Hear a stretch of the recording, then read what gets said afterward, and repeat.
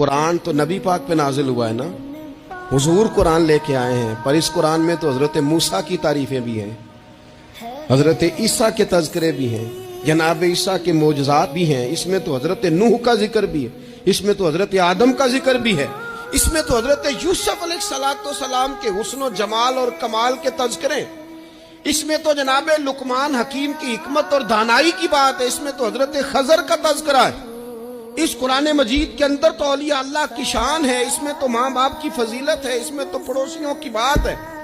इस कुरान मजीद ने तो गरीब की बात की, यतीम की बात की, बेवा की बात की। तो रसूल करीम ने बताया कि दूसरों को पीछे करके अपने आप को आगे नहीं किया जा सकता, तुम सबको साथ लेके चलो, तुम्हें अल्लाह इमामत अता फरमा देगा। हुजूर ने तारुफ कराया अपनी उम्मत को सारे नबियों का, रसूलों का, हुजूर ने उनके तज़किरे किए, हदीस में उनके तज़किरे हुए, हुजूर ने हर एक की शाने बुलंद कर करके बयान की और फरमाया किसी नबी की बात मेरे साथ मिलाकर इस तरह ना करना कि उनकी कसरे शान हो जाए माज़अल्लाह, मेरा और उसका तकाबुल इस तरह ना करना कि वहां कसरे शान। वो किसी ने मेरे आला हजरत के सामने कहा था ना, शान यूसुफ जो दबी वो भी इसी दर पे दबी, तो आला हजरत कहने लगे हुजूर तो किसी को दबाने आई नहीं,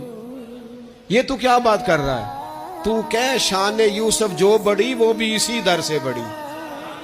ये कह कि नबी पाक तो इज्जतें देने आए, हर एक की किस्मत में हुजूर ने इज्जत लिखी। कहा बाप राजी हो गया तो रब राजी हो गया, फरमाया माँ के कदमों के नीचे जन्नत।